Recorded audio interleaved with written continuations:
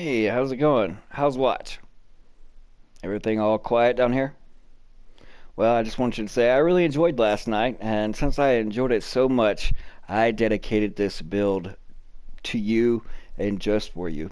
Thank you for being so great. I hope you will actually utilize this build. But there's no thanks needed to me. There's no gratuity or anything that you have to do. I just wanted to show my appreciation for last night, and I dedicated the build name of this particular build to you. So be sure to go watch it on the YouTubeosphere. It's entitled Headhunter. We'll see you later, Headshot. What's up, guys and gals, and welcome back to another Division 2 build video. But first, if you would be so kind, please show some love to that like button. Also, smash that sub button if you happen to be new to the channel. And don't forget to reach up there, trigger the bell, and turn on post notifications. So that way you never miss a live stream or a video that is uploaded. I do want to take some time here at the beginning of the video and apologize to you. I know before I was away for, I had all those surgeries and whatnot, was away for medical reasons, that you were used to me uploading daily. And I do apologize to all you out there that have been loyal supporters of the channel, and I appreciate it, that I haven't uploaded and been uploading daily. I'm not quite at 100%, but I'm trying to gain momentum and upload more and more each and every week. I think right now I'm up to like 2 or 3 a week, and hopefully sooner rather than later, I can get back to doing those daily uploads and sprinkle in some live streams for you, because I have more shirt designs that are dope that'll be coming out. But currently you can click on the channel and see the current ones that are on the channel. You can get anywhere between a hoodie, a shirt, a tank top, blanket, stickers, pillows, whatever. The sky's the limit, so definitely go check that out. But also there'll be coming more emotes, and then we're going to be doing some monthly drawings. So for all members that are members of the channel, will be automatically entered into a drawing each and every month, and randomly one winner will be chosen, and they'll actually get their choice of some kind of merchandise that they'd like out of the shop. They'll get their choice of a t-shirt. Maybe like every 3 months I can do a bigger drawing, and then you get your choice of whatever design you want, hoodie. But as I get there and once I begin to start live streaming, stay tuned for more details on that when that'll actually start. I'm shooting for the middle of February, the 1st of March, so definitely stay tuned for that. But anyways, enough of my rambling. I'm going to send you over to some gameplay for this build. It's just 4 or 5 minutes of gameplay. And then later on today, I'll be uploading the extensive full video of the gameplay. So that way, the reason I broke it up like that, so that way it's not, a 20-minute build video with some gameplay sprinkled into it. I want to give you, a little insight, so that way you can see firsthand a quick glimpse, as you would, as to how effective this build is with all my potato aim and low watch score and all. And then if you want to go check out the full gameplay of it and all our shenanigans in the DZ, then that way you can go check that out too. But anyways, here's the gameplay.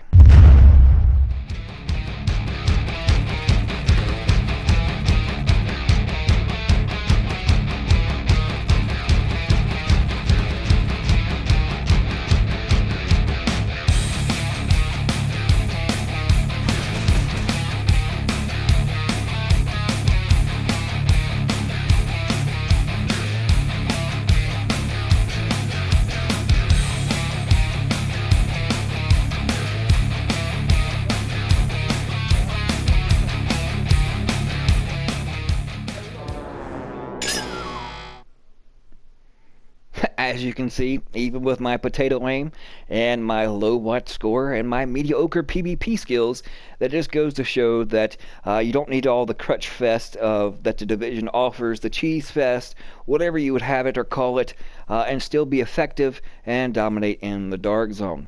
But let's face it, we all die occasionally, but if this build can be that effective with my mediocre skills, then just think of what you can do if you're actually using it. But anyways, let's hop into the build. First off, with weapons, I'm utilizing the FAMAS and of course the Eagle Bearer. And then we are running a 3-piece of Providence. That gives you 15% headshot damage, 10% critical hit chance, and 15% critical hit damage. I'm using one Fenris because one piece will give you 10% assault rifle damage. I'm utilizing one Grupo because one piece will give you 15% critical hit damage, and of course one Heliguard. Now this backpack, you're probably wondering and asking yourself, Relentless, why are you using just one piece of Heliguard? 5% total armor is not all that great when you're only at 1.3 million armor anyways. Ha! I'm glad you asked. This is kind of like my buffer and filler piece, if you would. Because as you know, as the days and days go by, every once in a while and occasionally you do run into groups that'll be running the shrapnel traps, and those suckers are just OP. Now the good news is, have no fear, you do not need like a full hazard build to deal with them. You can simply throw a grenade and bust up all those little indicators that they drop, and the things they drop on the ground. And then with the Memento backpack, it'll drop trophies.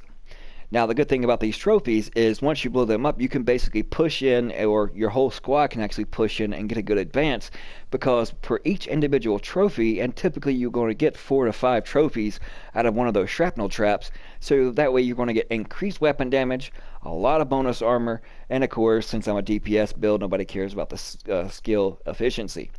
But as you can see on the left hand side, when it goes to my primary damage, when I do switch out to the Memento backpack, you can see the damage is increased right then and there.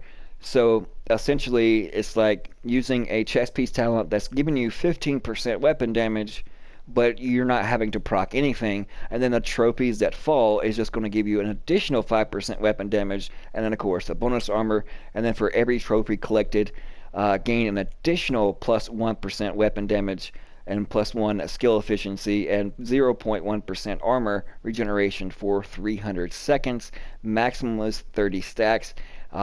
If they're using more than one shrapnel trap, then that's more trophies. But if just typically one, then 9 times out of 10 you're going to be getting at least like 9% weapon damage.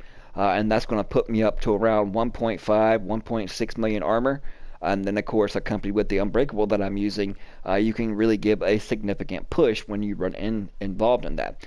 But as far as when it comes to backpacks, if you want to prefer something else in this slot, then feel free to mix and match and make it your own. Because that is one good thing that is still amazing about Division 2, that no matter how cookie cutter builds are out there, that you can still take the talents, the brand sets, the weaponry, and still mold whatever build it is to your playstyle and to your liking. But anyways, let's hop into the weapons first. The FAMAS, of course, with measured 86.2k base. The stats on it, 53.8% critical hit chance, 158.9% critical hit damage, 89.5% headshot damage. Now this is my main and primary, and I will tend, as you'll see, and as you've seen, I can't even talk right now, apologies, that you can swap out the Eagle Bearer, and since the Nemesis is so potent and strong, no matter what build you run it with, it can one-tap anybody. And as you've seen in the clips, I had the Nemesis as my secondary. Also, you can put in the likes of the Lady Death, because the Lady Death, when it's proc fully charged up, it slaps no matter what build you're using. So in this slot as your secondary, put whatever so choose, or whatever weapon you so choose, I should say, in this slot, and just make it your own. Now let's start with the pieces. Now for the mask, Providence, max armor, critical hit damage, critical hit chance, and then of course critical hit damage in the mod slot.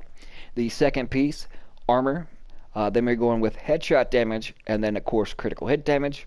And the third piece, weapon damage, critical hit chance, and critical hit damage. Now the reason why I have headshot damage here and not on all the other pieces, and of course I also have it on my chest piece, is I didn't want to fully commit into putting headshot damage on every single attribute on every single piece because of my potato aim. But just give it enough extra little bump there so when I am accurate, which is rarely, I can do and dish out even more damage, as you've seen in the clip. And plus, when they pull out their shields, all they have is their beady little eyes and that little bitty bite head sticking over the top of it. So it does give a good target when we do run in that predominantly. But if you want to stack into headshot damage on every single piece, then by all means, go for it. Now, since I am running 1.3 million armor, I went with Unbreakable. So that way, once my armor is broken, I do at least get a little bit of armor in return. I didn't want to go with Adrenaline Rush because basically everybody's running Adrenaline Rush. So I took the, I guess, the less likely favorite with Unbreakable, but it is still just as good. But you can, change whatever you want. If you'd rather have a different chest piece talent and then go with Adrenaline Rush, like I said, make it your own. And of course, weapon damage, headshot damage, critical hit damage, and in the mod slot, more critical hit damage. Now the sixth and final piece is of course Grupo, because that one piece gives me more crit damage. Then of course weapon damage, critical hit chance, and critical hit damage. Now if I am running the Eagle, the stats are on it.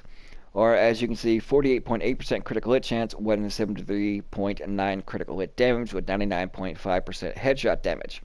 Now, typically, like you've seen in the gameplay, I took out one of these mods in either the backpack, the mask, or the chest piece and put a crit chance mod in there, so that way I'm above the 54 to 55% critical hit chance, so that way I was critting more with the Eagle Bearer. Because as you can see on my pieces, that I don't have exactly max stats on every single attribute, and that is the reason why I fall short of that 54 to 55% critical hit chance, and had to put that critical hit chance mod in. Now I'm utilizing the fixer drone, and then of course a decoy, but use whatever skills that you want. And I'm utilizing the gunner, and the reason why I'm utilizing the gunner, because I can use my wascaliness and kind of do a little dip, dodge, duck, dive, and find my way into a little piece of cover, so that way I can put on the armor kit and you get a big chunk of bonus armor on top of that. But if you would like the likes of, say, the Demolitionist, and fully utilize the Unbreakable proc, then with the Demolitionist you don't get any bonus armor, but once your armor is popped, it instantly refills the magazine of whatever weapon that you're using, and then you can just keep on firing. So essentially you're getting 100 rounds enough of Maz, especially if, like, say, both of you are feint staking, and then you don't have to take a second or two to reload, but while he's reloading, you're continuously shooting. And sometimes, it just comes down to personal preference, the luck of the draw, or whatever, coincides during that battle. But anyway, guys, I hope you enjoyed the build video. Like I said, it's something different than what you see typically here lately, because most likely you will see the Contractor's gloves here, and then, of course, you'll see the Fox's New Prayers here, and then typically some variation of Adrenaline Rush, and then, of course, Intimidate, and then maybe some Walker Hairs sprinkled into it. Thank you guys so much for tuning in. Don't forget to ground and pound that like and sub button. We'll see you guys fudging later.